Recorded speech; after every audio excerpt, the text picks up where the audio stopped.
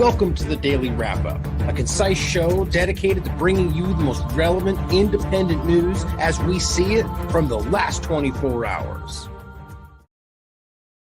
Monday, January 8th, 2024. Thank you for joining me today. And I have been gone for 4 days now, so I'm so happy to be back. I'm feeling much better.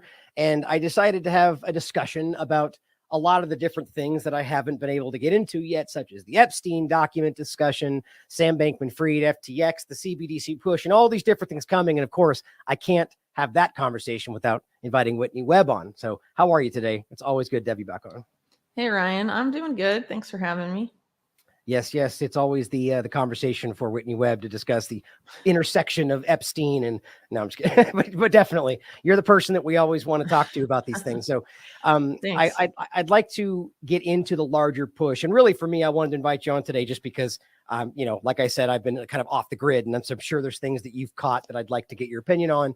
But I wanted to talk about the kind of larger point about where this continues to go, something we're all very worried about, the growing risk of the central bank digital currency, how that is going to be pushed. Is it going to be, the chicken for the egg kind of conversation? Is it going to be a digital ID that then necessitates the other, or is it going to be the other way around? Is it going to be some kind of a virus that necessitates some alleviation of any kind of physical, that I'm very worried about what that comes and how it, in what form it comes next. But before we get into that, actually, I'd like to ask you about Epstein and the kind of new conversation about the releasing of the names and the information. My immediate kind of reflexive thought on this was, first and foremost, why would we take at face value that this is even going to be honest after everything that we've come through, the lies we've seen, the dragging of the feet from the same people who are involved with letting this stuff trickle out? So what are your thoughts on just of the veracity of what we're being shown with this so far? Yeah. So, I don't think the documents aren't accurate or falsified, if that's what you mean. But what I do think, so first of all, once again, a lot of people have treated this as like a release of some sort of client list. And it's not that. So for the past, several years at various intervals, there's been releases from this civil case between Virginia Giuffre or Virginia Roberts against Ghislaine Maxwell, which was originally a defamation suit. And so there was later motions filed to release documents tied to that court case. And so this is one of those releases that's coming out now. And in past situations like this, it's been existing documents that were public, but names were just unredacted that had previously been redacted. So my understanding of these documents is that it's a mix of that and some new stuff that came up in discovery or interviewing witnesses and stuff like that hadn't previously been publicly released. And so a lot of the names around that suit are already known even before any sort of the removal of redactions took place, because Virginia Giuffre commonly speaks to the media and is, she generally has named some names at least pretty consistently, like Alan Dershowitz.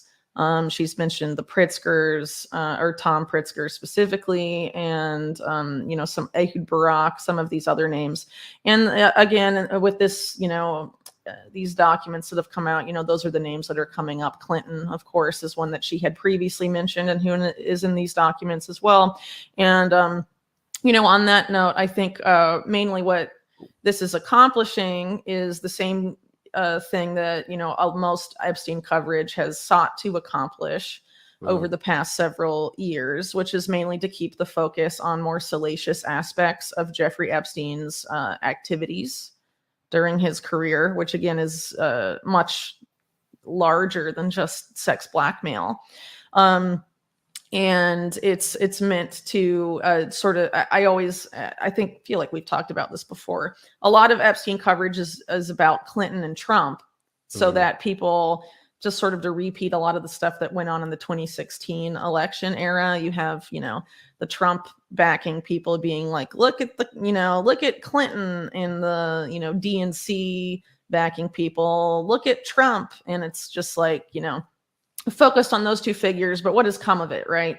So Trump has everything that could be found about him being inappropriate with women has been made available. It's had no effect on anything. And I mean, same with Bill Clinton. What's happened to him? Everyone knows they're both pervy guys, and what has been done?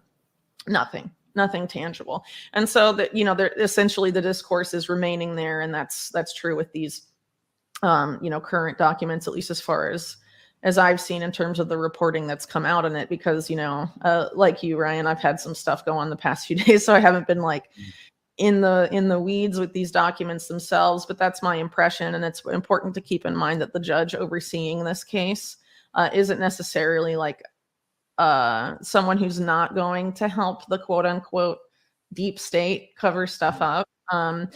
People may remember Stephen Donziger, who is the attorney that was placed under house arrest because he won a case against Chevron on behalf of indigenous groups in Ecuador who had Chevron like contaminated their land with an oil spill. Huh. And so Donziger represented them, and he won the case and was essentially punished for embarrassing Chevron. And so the same judge that presided over this release is the same person that sentenced him to house arrest for successfully representing an indigenous group in Ecuador.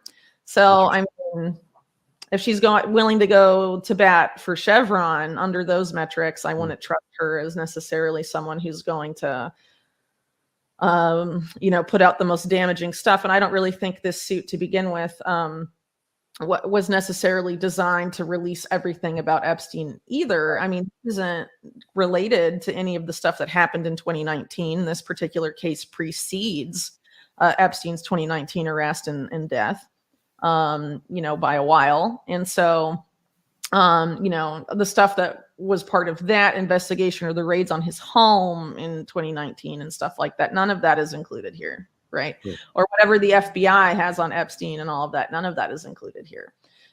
So again, these are just kind of the same stuff to sort of put attention on Epstein and give the impression that there's increased transparency. Right. Really isn't any increased transparency that's meaningful. I mean, maybe there's some details here, and we know that, yes, Ehud Barak and Dershowitz are, just as dirty as we had assumed they were from these previous things, and really, But to your point, we already knew that, right? Tangibly, Are those people going to go to prison? No.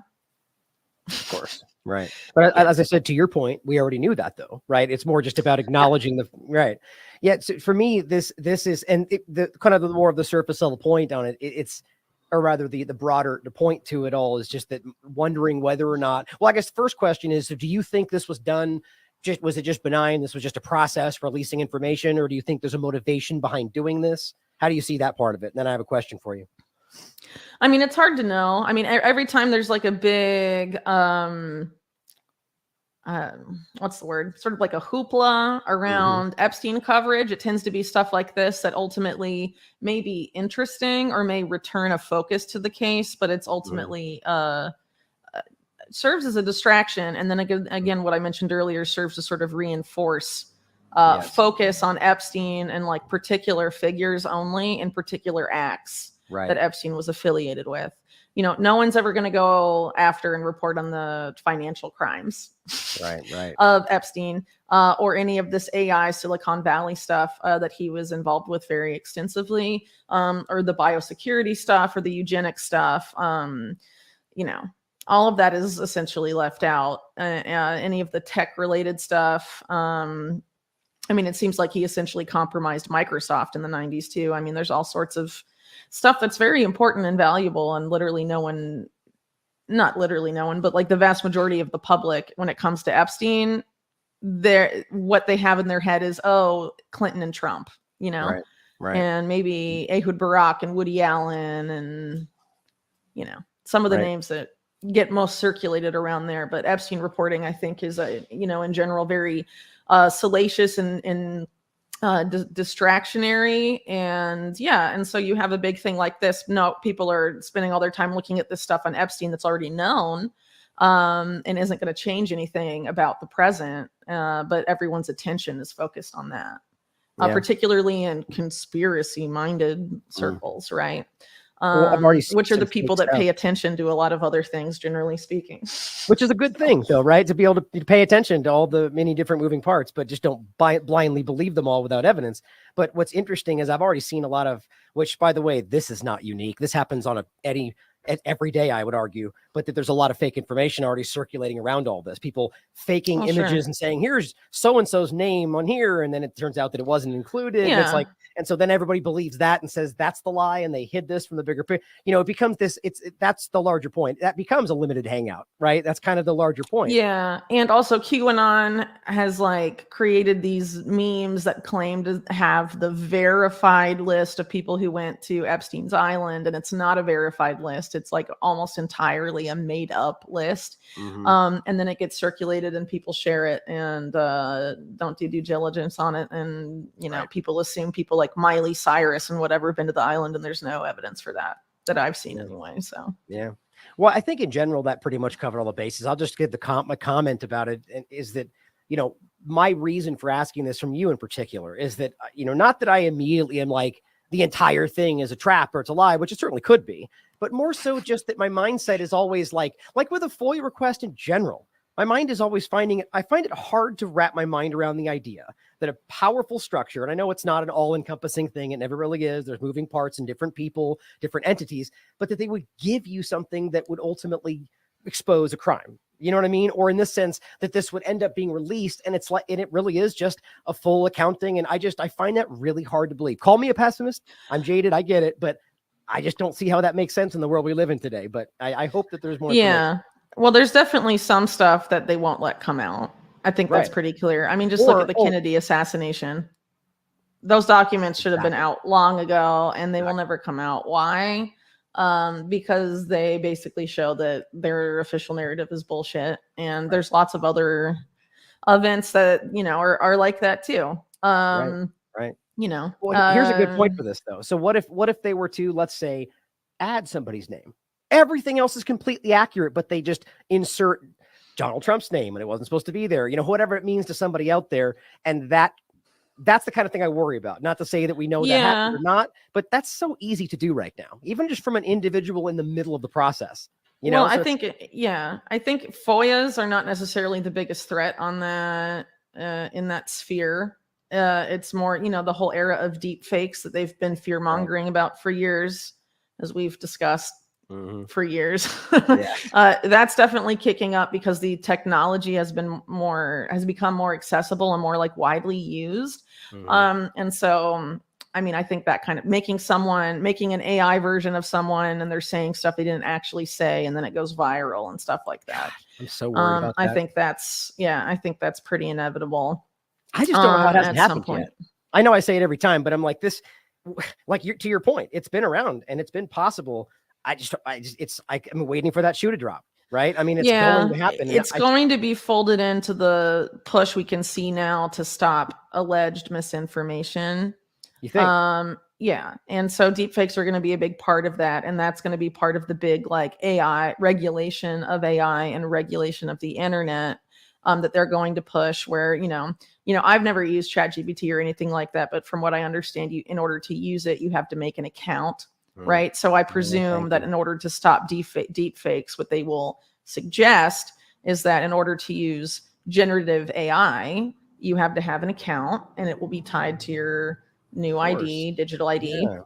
And then they'll know exactly who's producing what with the AI, right? Just like they want to push for the digital ID for access to the internet through your ISP or internet service provider as a way to eliminate anonymity and privacy online, which is part of this. They're starting first with, we have to do it for social media. Your social media account has to be tied to an ID, but the ultimate goal of that particular agenda very clearly is to have your entire internet access tied to that. So presumably your access to generative AI will also be tied to that. So I think that's, how they're going to try and manage that. They basically want to be able to surveil and know exactly who is producing and putting what online. Yeah. And if you listen to Eric Schmidt, who spoke recently, he wants to treat anyone that puts out misinformation as a criminal. Remember, and misinformation to these guys is very subjective, as we've covered many times. Things that are counter to the state narrative can be considered disinformation or misinformation, even if they're completely true, just not what the State Department says or something like that, Right. So, and that's also the broader agenda of this partnership against cybercrime that I wrote about for TLAV in 2021, which essentially as policy wants to treat misinformation spreaders as cyber criminals, and the Department of Justice, the FBI, and the Secret Service are all members of that. That's terrifying. So, yeah. I think the deep fake aspect might just be a fourth prong to this hypothetical I worry about, where it's going to be some kind of a, where that's going to be something I think that my point is not necessarily that I can't believe the government hasn't done it yet, but rather that there hasn't just been some large version of somebody trying to frame somebody, or you know what I mean? Like, how has that not happened yet? It's just crazy. I think they're waiting. Do you remember Cyber Reason? Yeah, we talked about them a long time ago, and their simulation for how to cancel a U.S. presidential election, and how it involved madness in the real world, killware, which is what the head of DHS said is going to be the next big cyber attack, combined with chaos in the virtual world online, on social media and whatnot, with deep fakes and fake news and whatever. If something like that were to happen, and we know that they want to have some big cyber attack next year, and it's been framed previously as a sort of cyber pandemic, which suggests multiple things happening simultaneously. So attacks on multiple aspects of infrastructure in multiple states and multiple places, combined with chaos online. Because this is what I just talked about, the driver's license for the internet and all this stuff is what they want to get, right? And so in order to do that, they have to basically make privacy and anonymity dangerous in the minds of the people. And so faceless hackers are going to be the bad guys, and then they can attribute, they can say they're from country X and they're allied with country Y or with terrorist group A. I don't know. They can literally say they're anyone, anyone they want. And with WikiLeaks Vault 7 releases, we know they can literally put the fingerprints of anyone they want in the hack itself. I'm surprised nobody brings that up as much as I bring that up all the time, in that very point, to where they could, why we don't ask it. Iran did this. It's like, well, that could just as easily been the State Department. You already proved that you have the ability to do that, but it never. I mean, obviously, we know why the corporate media doesn't bring it up, but that just it shows you how transparently bad these people are at their jobs, or don't care. But I don't think they really care. I don't either. Yeah. So, I mean, there's a lot of issues with the cyber attack stuff. I think it's kind of, they've essentially framed it as an inevitability, but I think they want to make things as chaotic as possible to push for this regulation of the internet. And so I suspect it's going to get very crazy, both online and offline. And I think it's likely that it'll be around the U.S. presidential election, just because of the political fragility in the states. And, all of this, we've seen it with the January 6th anniversary now, all this efforts to sort of like strengthen and aggravate that divide, and really aggressively. I mean, it seems worse than like at 2020, I think. And before it was, it was pretty divided, but I think right now it's become, I don't know if it's just because of, or rather more so because of the Israel-Gaza overlap. That's really got a lot of emotions running high, but it feels more divided than ever. Personal opinion, but it's hard to tell. I don't live in the U.S., so I can't really tell you how Americans are necessarily feeling beyond what's online. But it definitely seems like they're setting up the 2024 election to be completely insane, much more insane than previous elections. And I think January 6th was honestly a warm-up for the type of events that they want to have in order to justify all the stuff they've been setting up for years, that we have covered for years. The war on domestic terror, the regulation of the internet, all of this stuff. And the other thing that I guess we could throw in here too is the dollar's going to implode.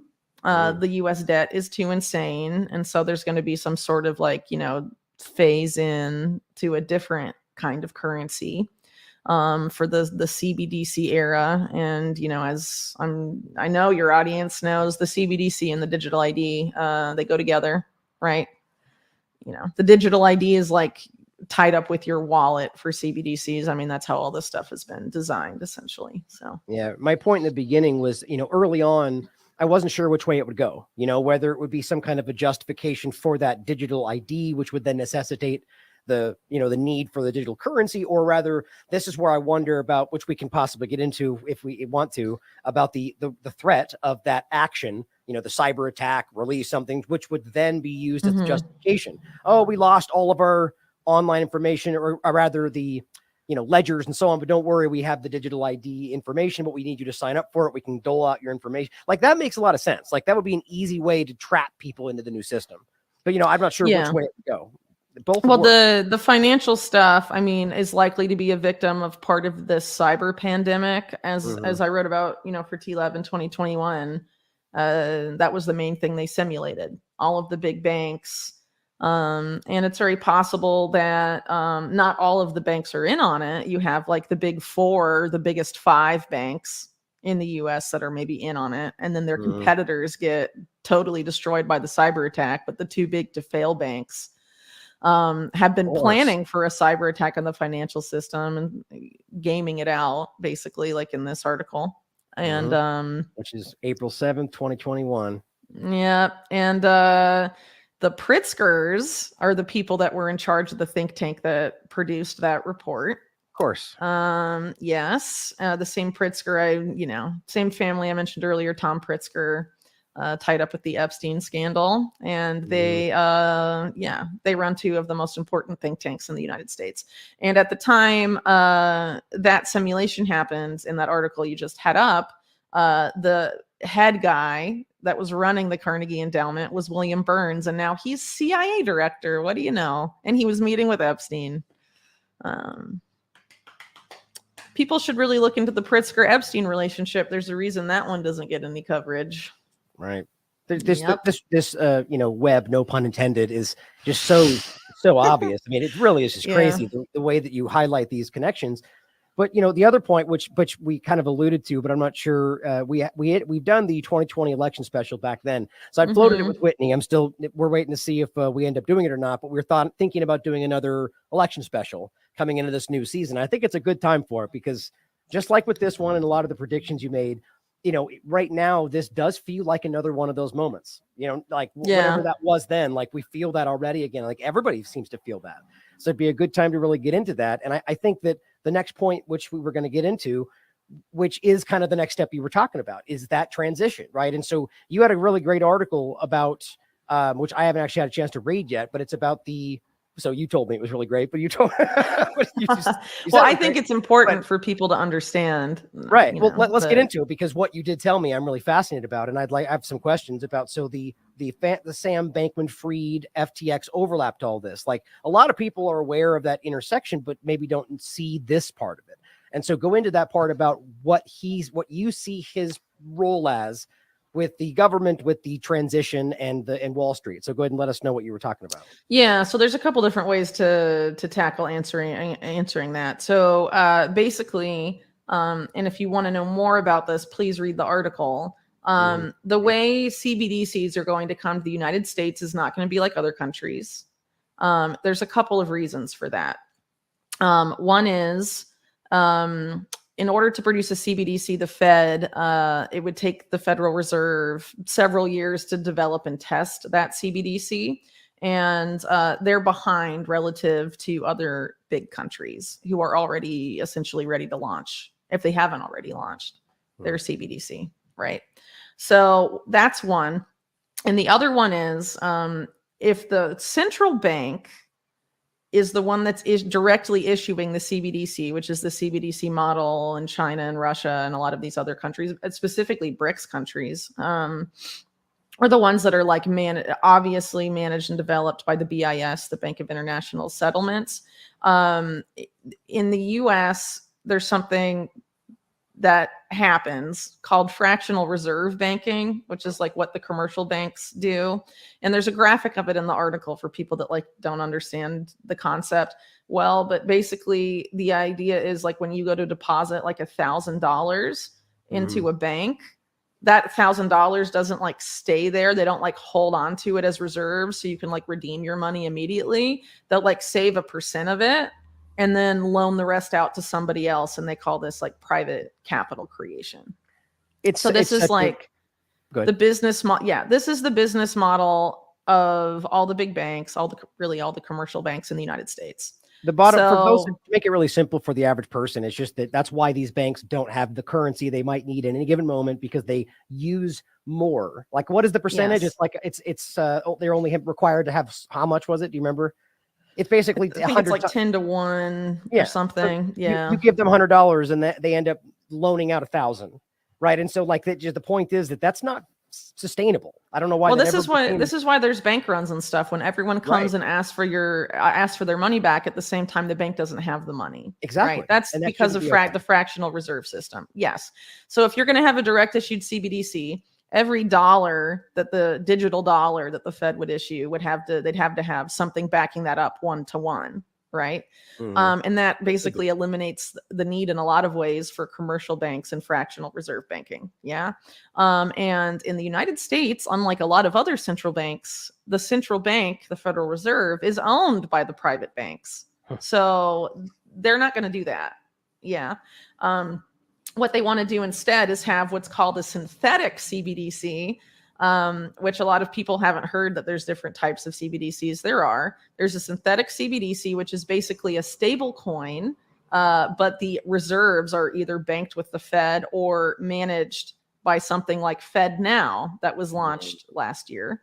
And FedNow is not, people called it like a CBDC and stuff. It's not. It's an interbank settlement network. So it's how banks resolve stuff between them. And this is a graphic from the Federal Reserve. So you can literally see in the graphic that it like doesn't come to the end user at all. It's all just about within banks. So the Fed may issue a CBDC, but it will be for settlement, interbank settlement. It'll be for movements of money between banks, not from the bank to you. So what you are going to manage in the CBDC paradigm in the United States is not going to be called a CBDC. It's going to be called a stable coin probably, or a deposit token, which is basically where they're tokenizing your bank deposits.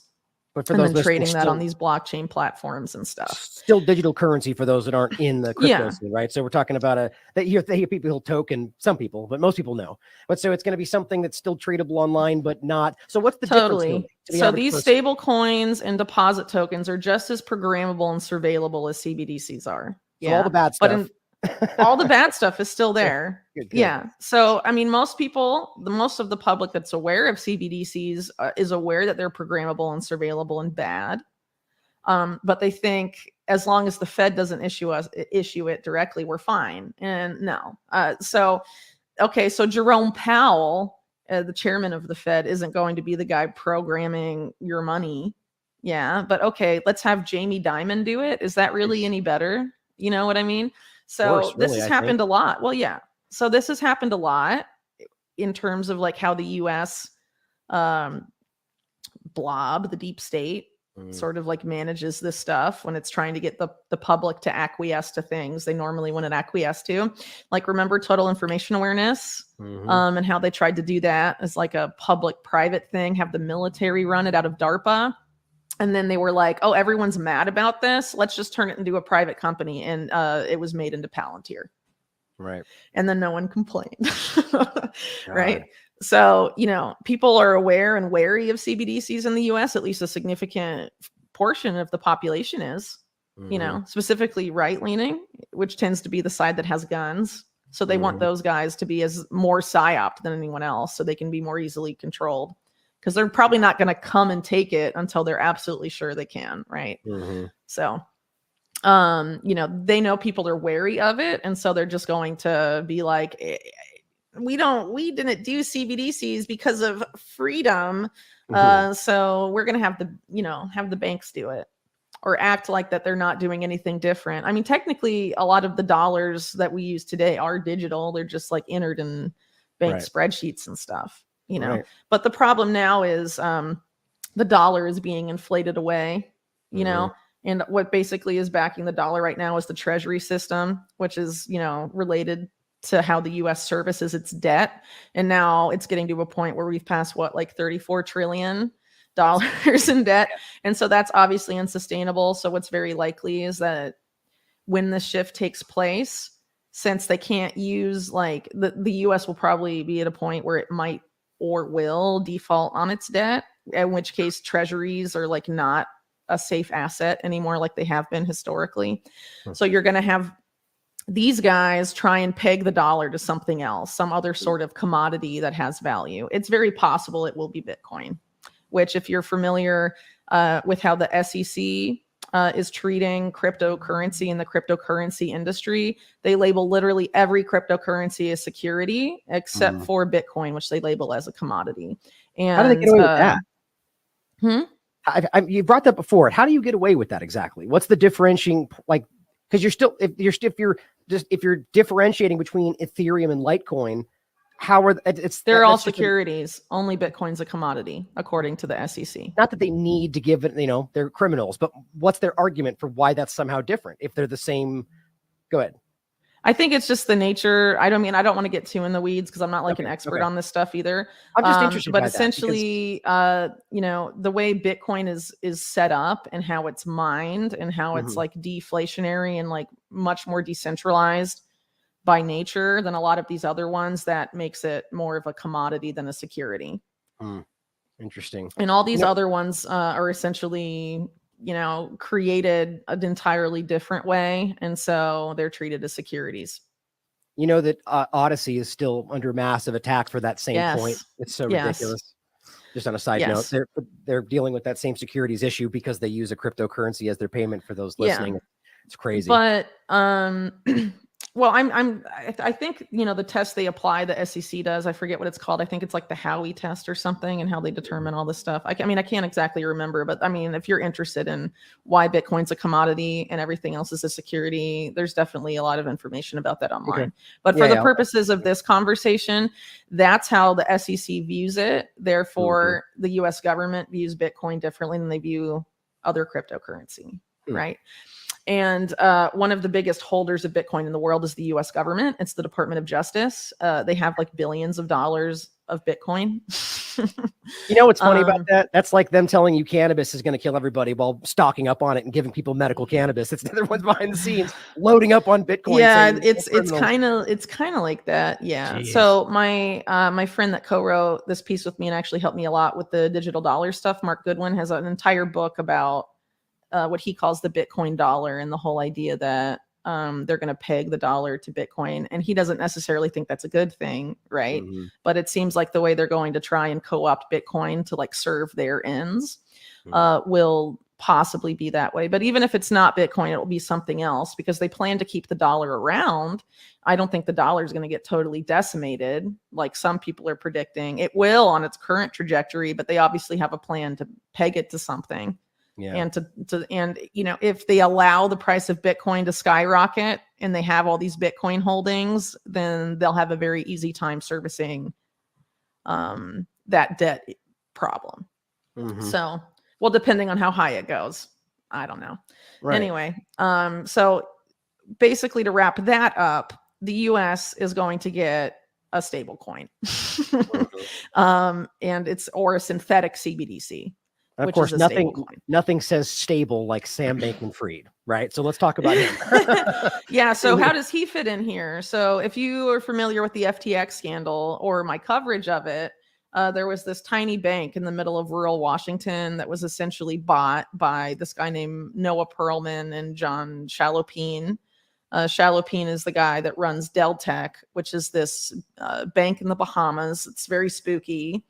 Very tied up with intelligence for a long time, sort of in the Rockefeller network. It has a very very extensive history way before the present era. But in the present era, they've sort of become a crypto bank. And so they were one of the big banks supporting FTX and also Tether, which is, you know, the biggest US dollar pegged stable coin. And is trying to position itself by direct collaboration with the FBI and Secret Service and these guys to be the synthetic CBDC of the US. We'll see if they allow that. Yeah, there's a lot of competition to be that stable coin or to make that stable coin. And actually, not that long before FTX collapsed, Sam Bankman-Fried tweeted stuff about, how there's these stable coin wars and how this has led to a lot of the scandals in crypto, them fighting over who's going to be in charge. And right before FTX collapsed, he was saying that he and FTX were going to announce their involvement with a particular stable coin. And this little bank that had been taken over by Deltec got all this money from Alameda Research, which is part of the FTX family of companies, and then got pumped with a bunch of money by Sam Bankman-Fried. So basically, they got $11.5 million from Alameda, which is was more than half the net worth of the entire bank at the time. And then Sam Bankman-Fried puts in $50 million. And this bank has never had more than like $10 million in deposits for like 100 years. It's very suspicious. And it was actually, the bank then changed its name right after all this happened to Moonstone. It used to be Farmington State Bank, and it became Moonstone. And then all this stuff started happening. They got involved in crypto. They tried to get involved in the cannabis industry. They teamed up with this company called Fluent Finance, which was just a lot of my article is about that particular company. And Fluent Finance is creating basically what they hope to be this digital dollar stable coin. They call it US Plus. And one of the co-founders is actually the alleged inventor of CBDCs named Oliver Gale. And the other co-founder worked with him on the first CBDC. And the other guy is like an ex-NATO spook that got involved in economic stuff and it's kind of shady economic stuff, to be honest, and teamed up with a lot of big executives from Citigroup specifically and created this company that's trying to make CBDC compatible deposit tokens so that US Plus or whatever other dollar peg stablecoin is going to be interoperable with CBDCs anywhere in the world. And so even after FTX collapsed, this company has now gone to the United Arab Emirates, is directly partnered with the company making their CBDC, and is building all of this deposit token and stablecoin tech for inter-country international trade finance, basically, to basically make all the CBDCs plus these stable coins and deposit tokens that they're going to do in countries like the US to make them all interoperable so they can all just be traded on the same platforms. Is that what the deposit token means, that you can essentially trade it into something else? Well, yeah. So for the purpose of this conversation, I guess the stable coins and deposit tokens we'll put in the same group as this sort of like private CBDC. That's not really a CBDC, but is. Like I sort of explained earlier. Right. And then the CBDCs that we all know about that are like the BIS and like, the digital yuan follows that model, the direct issue CBDC. Right. So it's all about making them interoperable. And so like the UAE, which is trying to go the fastest into this 4IR finance space, is trying to do the stablecoin deposit token thing with their current money and then also make a CBDC for it. They're doing both. Interesting. And I think they want to be this bridge between like East and West of the people that do this thing like the US is going to do and then do it like the BRICS countries is going to do it. They want to be where those different models meet. And that's what they're setting up. What's interesting about what you described from their end of it is, as much as this whole thing is nefarious to me, the very concept of these CBDCs, that's what you would expect if it was what they're telling you it is. A very transparent process to like, my point is that from the US perspective, it always seems like we're on the lookout for the next false flag that's going to justify the next clumsy step. You know what I mean? Like, whereas over there, at least they're arguing like, okay, we're going to transition from this to that kind of a thing, even if it doesn't happen. I just think it's interesting the differences between the way our governments work, even though there's a lot, overlap to that. But sure, I see this being something that's kind of a rug pull ultimately. But so the Sam Bankman-Fried aspect of it is I'm going to get back to that. So this company, Fluent Finance, was making the stable coin. Yeah. So Sam Bankman-Fried, in my opinion, was setting this up with the Deltec guy. They were teamed up with Tether this other dollar stable coin. And they knew that that Tether, at least at that point in time, was unlikely to pass the regulation hurdle when they regulate the crypto industry. Congress does, right? So they were looking for another company that like would meet those requirements. And then they were backing that. So it seems like, in my opinion, SBF and then Deltec were using Farmington to basically create this stable coin that was going to be the digital dollar. And that, I think, was a big motivation behind the massive political donations that SBF made. And he made them to the Democrats. But remember that another top FTX executive, Ryan Salame, made an insane amount of political donations to the Republicans. So they were financing both parties. Right. The real picture. Suddenly the real picture you can see where it's always left and right. Well, there's so much focus on SBF and the DNC and Democrats, but not a lot on how they were funding both parties. So yeah, that's what I mean. I think a lot of it had to do with, we'll pay you and favor our stable coin to be the digital dollar of choice. Because when they regulate and set all this up, they're going to decide which dollar peg stable coins or stable coin get to play ball, and which ones don't. So it's very likely that, maybe they'll start off with a couple before moving to like one, Oh, the illusion of choice. But it'll be the illusion of choice. So it's possible you'll have like USDC, which is produced by Circle. Maybe you'll have Tether, since Tether is like bending over backwards to be like, look how compliant we are. And the head of Tether, their CEO, was like, we want to be a global the partner of choice for the U.S. government to expand dollar hegemony around the world. Yeah, they said that.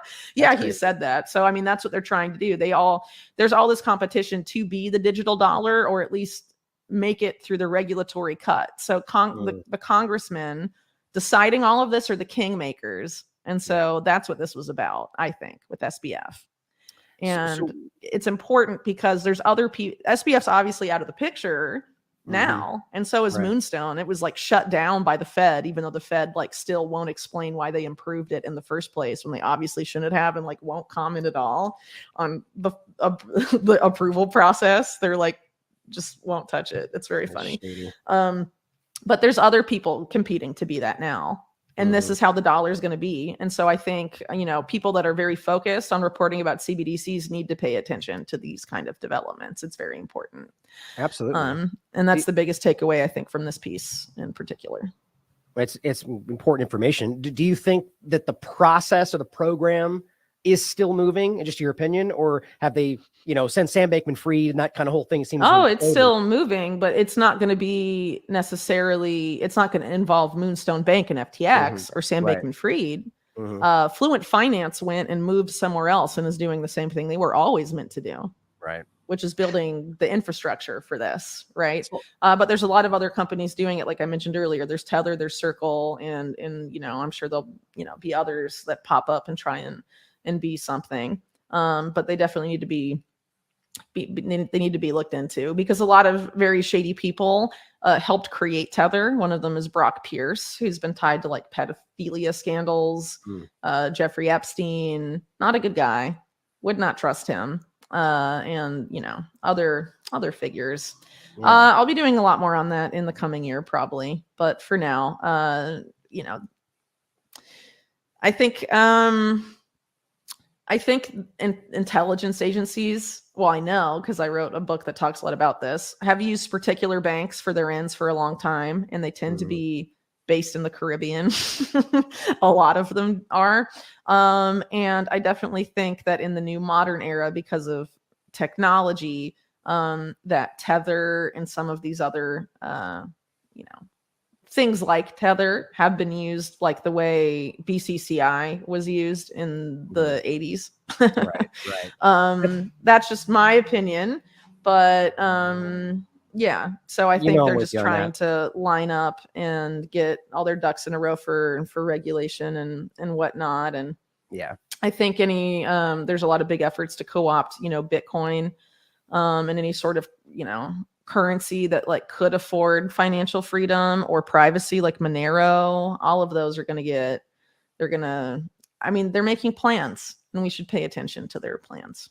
Yeah, I completely agree. And you don't ever need to sell me on them being capable of the worst possible scenario. Like it's exactly what I probably think is happening. But Yeah. one quick question before we move on to just kind of, I guess, just discussing the how that comes into play. So to the average person, and even to me, this is something that stands out to me. So they have the USDC, right? Like that's a thing. That's the United States, the US dollar, kind of a digital. USD circle. Yeah. Right, right. USDC. Yeah. So why would that not be the obvious choice to be the, Well, because in they're your mind? competing, because they're dollar peg stable coins, which means that they're supposed to be like for every tether issued, there's supposed to be $1 kept in reserve. Right. And that's how Circle is supposed to manage USDC. But there was a problem with that with the Silicon Valley banking crisis because Silicon Valley Bank had a lot of their reserves. And so they had to scramble to move them elsewhere. And now I think they're mostly at BNY Mellon, which is a bank tied up with this group that Fluent Finance is affiliated with doing this stuff in the UAE. I mean, it's very possible because, but there's competition between them because it's not known if Congress is going to allow several to operate or if they're going to allow very few or just one, Yeah. There's competition for it. No, that makes sense. Binance, before everything that happened there, tried to have one. PayPal just launched a dollar peg stable coin. Man, they are in the game. So there's a lot of work. competition there. Yeah. The digital dollar war, it's happening, and people should, if you're interested in the financial aspect of this, definitely pay attention. I agree. Well, let's end with the discussion about, how you see this actually happening, like the hypotheticals, because I don't think this is going to be here's your option. I just don't think that's going to be the case. I think this is going to be something because look, more than ever, people are on guard right now, whether it's because of the COVID-19 illusion or whatever else. People just aren't as open and receptive to the basic things. And so, what do you think is going to be the next, and it's hypothetical, obviously, but what do you think, in your opinion, is going to be the next step that we see that initiates this? Well, it's hard to know because, I think because of how they framed it, that it's likely to be this cascading cyber pandemic. Mm-hmm. And so it's going to be different events that are, that happen sporadically. And then it climaxes. So like there's more spaced out to begin with. And then as momentum builds, they come faster and faster and faster. And then it's total insanity or something. That seems to be how they've set up how that cyber stuff is going to play out. And there's so much hyping of it right now. Yeah. So, it's inevitable, I think. It's interesting too, by the way. Unfortunate. I was going to show you this just in general that there's all these Iran linked discussions. So this is on number 25th. An Iran linked hacker group with ties to the Iranian state itself took control of part of a municipal water authority. And it says in Pennsylvania or in Pittsburgh, of course, which you'll find interesting. And then it says, where was it? Right here.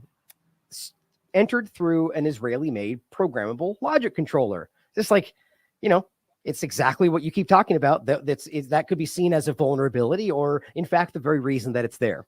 I think that's the interesting thing, the overlap there, and then just all these different threats, hypothetical, about telling you that your water systems are a threat, or the idea that this is where I saw that overlap, as we've talked about many times. That this becomes a cyber attack on something that connects with your health. The threat, the risk, and then also here's Albania, just different parts in the world. They're claiming Iran is just going around attacking, then go ahead. You have a thought? No. I'm just saying, yeah. Okay. Well, I was going to just add with that, just on the part that I thought was interesting is that, so here we are being that Iran is the big focal point now, because obviously the Israel conversation seems to be in the central part of the conversation. Yeah. Israel's ready for war with Iran. And that means they're ready to get the US to go to war with Iran on their behalf, because they've said that for 20 years that the US has to strike first. Right. Yeah, you were just talking about that on the last show we did about the CTI League. It's admitted. It's admitted. Mayor Dagan, Mossad director, said that. People, and you combine that with the USS Liberty and stuff, it's very obvious what they're going to do. And then you have Ann Nurberger, whose picture you were just showing, who's a top cybersecurity official in the United States. She has like, I mean, an admitted dual loyalty problem. Mm-hmm. She's literally like said it. So yeah, I mean, and that's an important conversation that more people are aware of today, that has nothing to do with religion. It has to do with nationality. No. It's not because of, you know, her religion that I say that. I'm saying that because she's quoted as saying stuff about her views about it. Yeah, no, trust me, the audience is well aware, and that's my point, is that it's the manipulation is to try to make that about something that's not. You know, that's an important conversation. And I was just going to add to the interesting part about it is the Iran focus, and then out of nowhere, and I just thought you've seen this before.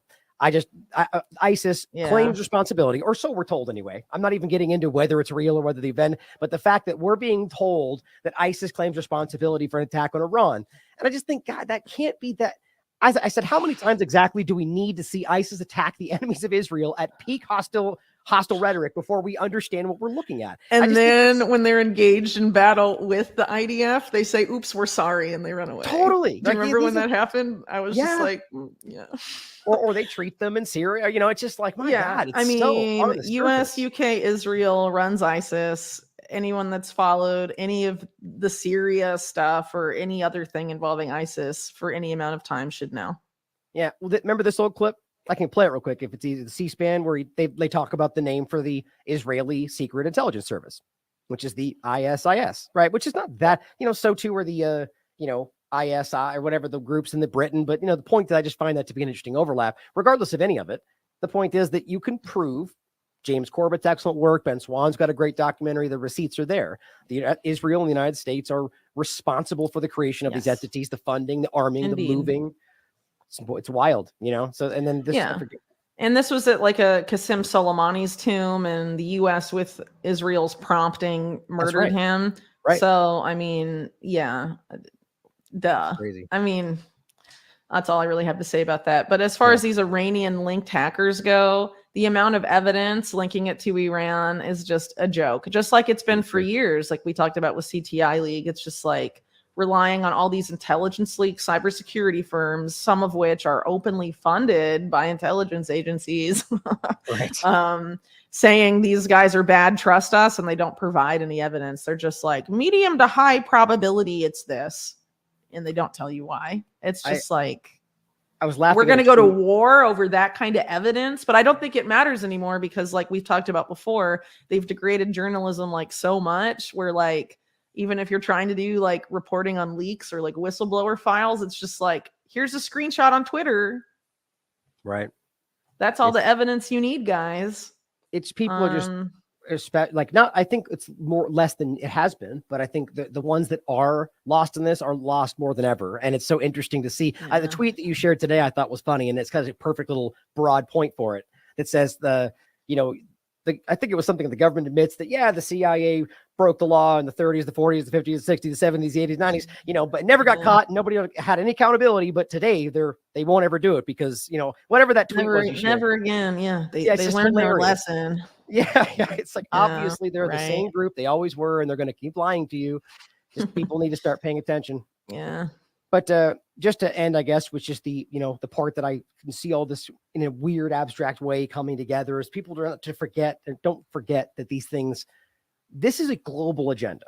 And it doesn't have to mean that every single entity, let's just say Palestinians and their, the resistance are somehow part of some long-term interview. Like, people try to make it about the one thing. It's only the 15-minute city, or it's only this thing. It's never like that. But I think what's interesting is that no matter how multifaceted it is, these things are still happening.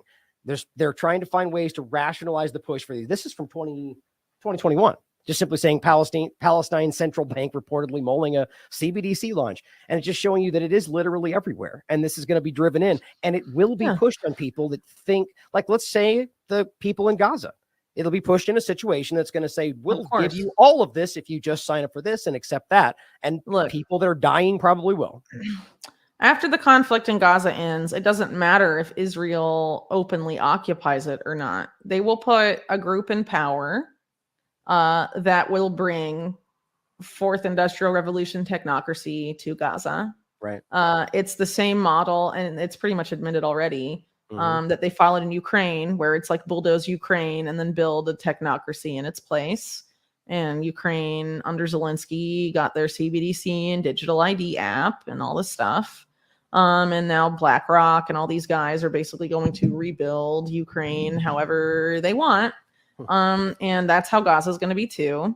And a lot of what's likely to happen in the rebuilding of Gaza is going to most likely be based off of things that we saw during the Trump administration with their Peace to Prosperity plan, if you remember that. Robert called it the steal of the century. Yeah, I mean, stuff like that, but basically like outside foreign investors, mainly like Israeli and American, treating Palestinians like IPOs, which is what Steve Mnuchin said back then. Yeah, so that's how it's going to be, probably. Very unfortunate. But Palestinians have been the test bed for a lot of stuff for a very long time, and that is what it is poised to be, whether the IDF is occupying it or the IDF decides who gets to be in Gaza after the conflict. Right. It's complicated. But one point I do want to point out, though, is like, regardless of any country that's at odds with either, the US, Israel, UK access, they're still doing this digital ID, CBDC technocracy push. Right. And it's just seemed like ever since the war in Ukraine broke out, like we can't talk about that. At least in some spheres. Russia is definitely full steam ahead on digital IDs and CBDC and mass biometric surveillance and a lot of this stuff that is very bad. Maybe Putin will say things that are true about the United States and, the criminal activity it engages in, or other countries. But that doesn't mean that he's not imposing technocracy over his own population, which if you were against that in everywhere else, you should be against it there too. Just my opinion. You also have a lot of those same pushes happening in Iran, and coming to Palestine. They'll come everywhere. The whole point is to have it be a global thing. All of the countries in the world pretty much agree on Agenda 2030, the Sustainable Development Goals, the heart of which is digital ID and CBDC. So if you are against that, you should be against it everywhere, period. And I think it's been hard for some people to sort of get out of the mindset pre-COVID, where a lot of that became really obvious, of looking at like the nation state tension level. And only being able to be like, well, there's US empire, and then there's the countries that are standing against it, the BRICS bloc and whatever, and BRICS good, US bad, they agree on a lot of stuff that is very bad for everyone, and we should consistently oppose it if we oppose it, Absolutely. So. Well said. And I think that the sad part is that it's just another binary way of thinking. It's the left-right paradigm on a global scale. It's just like getting you to think, or like, don't worry, that's bad technocracy, but Elon is the good technocrat, right? So it's the exact same thing, but Elon's the good guy. And it's the same dynamic, isn't it? It's like, why would we think that the whole Trump sphere is going to be that? I mean, Trump brought us Operation Warp Speed and all of this crap. He is not some anti-deep state messiah. He's been in power. When he was in power, he made people like John Bolton national security advisor, and like just made horrible decisions. Still defends Operation Warp Speed. It's madness. It's madness. So if you don't think he would sign off on this stuff, he's basically run by Israel. It's very obvious. Russiagate was really Israelgate, Psy Group and stuff and whatever. So it's gonna go the same route, but I think they're just milking the QAnon thing, this whole like messianic thing around Trump, this like false light, great awakening, whatever. And Elon Musk is definitely tied up with that. And now you have Alex Jones being rehabilitated to pump that, because this is a guy that said that the Op Warp Speed vaccines were sugar water because Trump was making them. Yep. So that guy can bend himself into pretzels to justify whatever Trump does. Yeah. I just, if you're gonna listen to something like that and not, people need to be careful who they listen to. I'll be very kind about it. It's just like, Yeah. that's, How come on, about guys. vaccines are never sugar water?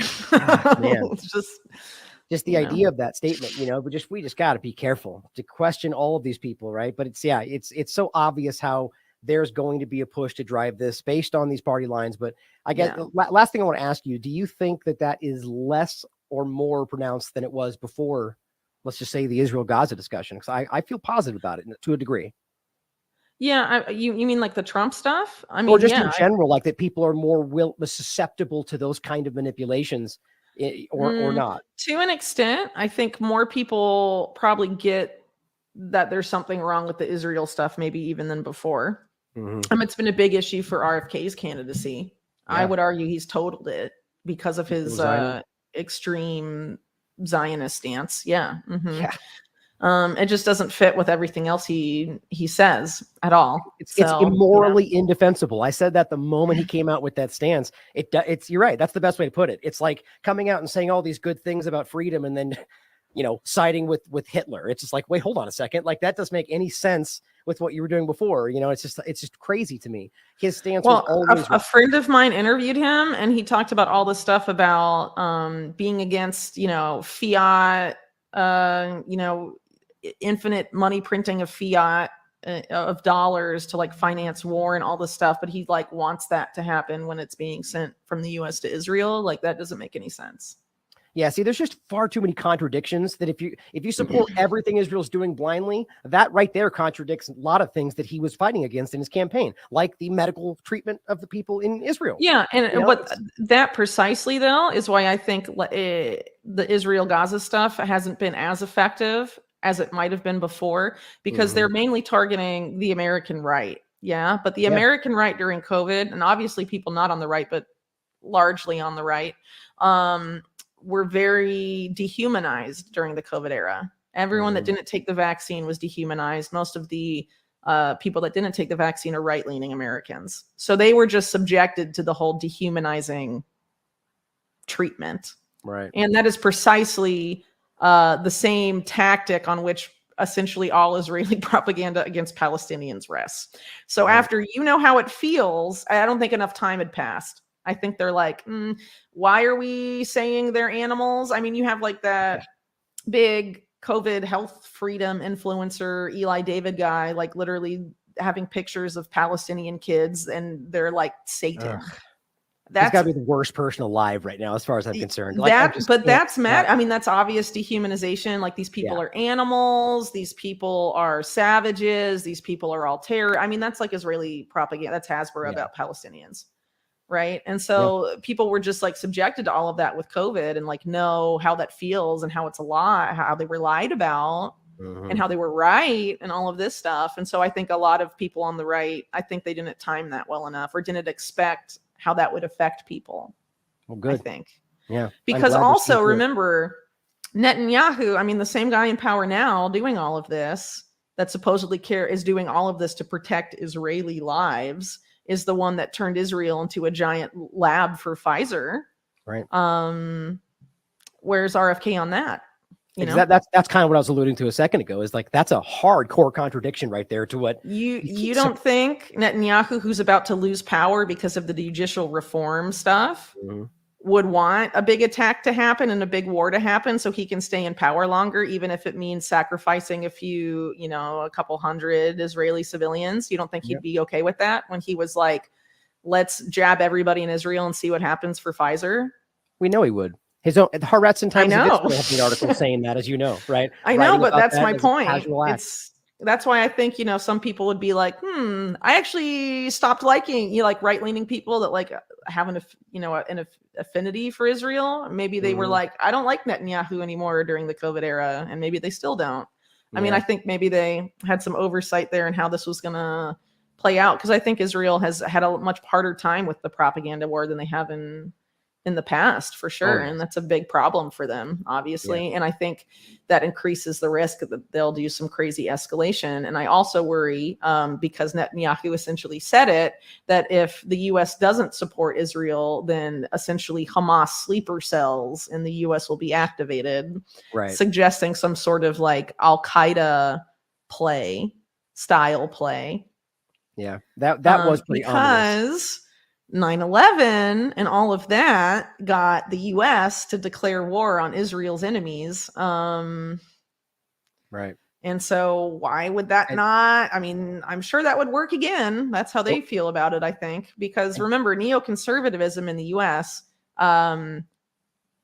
Richard Pearl wrote this book, this paper called A Clean Break in the late 90s for Netanyahu when he first came to power, saying Saddam needs to be taken out for you. And then he's has a major post at the Defense Department in the post 9/11 era in the Bush administration and all of this stuff. And the neocons, I mean, a key thing of neoconservative thought is to have U.S. foreign policy be Israeli foreign policy.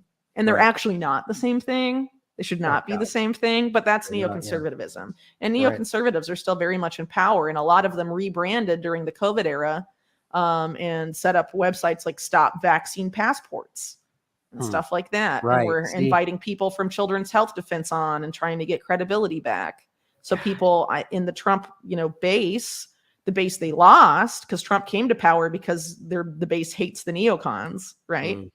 How did the neocons rebuild trust? They tried during COVID, and now they're trying to lead people, into supporting more wars for Israel. And unfortunately, I think RFK, whether he knows it or not, is part of that.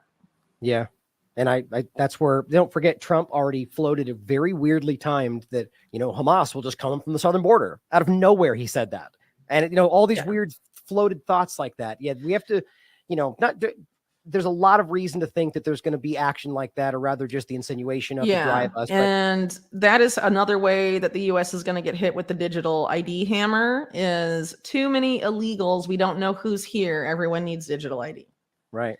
That's one of the big ones I keep talking about on the show is the obvious way in which you can see the Republican on a dime being like, oh, now we like digital IDs because immigrants are bad, and it's like that. Not everybody. I quite frankly, to our point now, I think a lot of them are seeing beyond the illusion, but I think some of them will fall for that. The same way they do in any of these situations. They use the wedge issue to drive them in a new direction, to rationalize it for the new current thing. And there we are, so I like think Ron DeSantis, he got a lot of cred for opposing the vaccines and all of this stuff, still has, right? But he's very militantly will do anything Israel wants. And he's against CBDC, but Florida is full steam ahead on digital IDs and digital driver's license and stuff. Right. I don't really believe that's his stance, to be quite honest. But this is what I'm saying. They have people who have adopted these stances to rebuild trust. But if you actually look at what they're doing, they're leading us to the same place, essentially. Yeah, exactly. That's a good place to leave it. I think I'm going to end with a clip shared by the Solari report. And I think this is an interesting clip we played before, but I think it's a good one to end on. Just the CBDC. It says Neil Kashari, president for the Minneapolis Federal Reserve, basically just saying that, we see why China wants to do this, but we don't understand. There's no benefit to it. Showing you that really all this does is, remove your rights from you and give more power to the government, which is exactly what Whitney's been saying the whole damn time. So Whitney, thank you for being here again. It's always nice to chat with you, and I'll look forward to talking with you next time. Anything else you want to leave us with before we take off? No, just that this Kashkari thing, him being like against CBDC is exactly part of the playbook because it's not, I see why China's doing it and blah, blah, blah. We're not the Fed. We don't know if we're going to do it because we don't want to do that draconian stuff. But no, they want to give the power for that draconian stuff to Wall Street. Right. Well, so the important point with this is that it's interesting that in this is one of those cases where, as you're pointing out, the truth is being used to manipulate you, right? But he's still telling you that, these things are going to take your rights away. And then, the next narrative comes around to sell you on why that may be the case or needs to be the case. But in any case, the point is that your rights are being removed so they can drive this in to have more control over your life. And we should not want that. So thank you for tuning in. Thanks for joining me today, Whitney. It's always a pleasure. Absolutely. Thanks, Ryan. Asking anybody at the Fed or outside of the Fed to explain to me what problem this is solving. I can send anybody in this room $5 with Venmo right now. Right? No, seriously. So what is it that a CBDC could do that Venmo can't do? And all I get is a bunch of hand waving. I get a bunch, well, maybe it's better for financial inclusion. Maybe it's better for cross-border remittances. Maybe. Is there any evidence that it is? And, they say, well, what about China? China's doing it. Well, I can see why China would do it. If they want to monitor every one of your transactions, you could do that with the central bank digital currency. You can't do that with Venmo. If you want to impose negative interest rates, you could do that with the central bank digital currency. You can't do that with Venmo. And if you want to directly tax customer accounts, you could do that with the central bank digital currency. You can't do that with Venmo. So I get why China would be interested. Why would the American people be for that?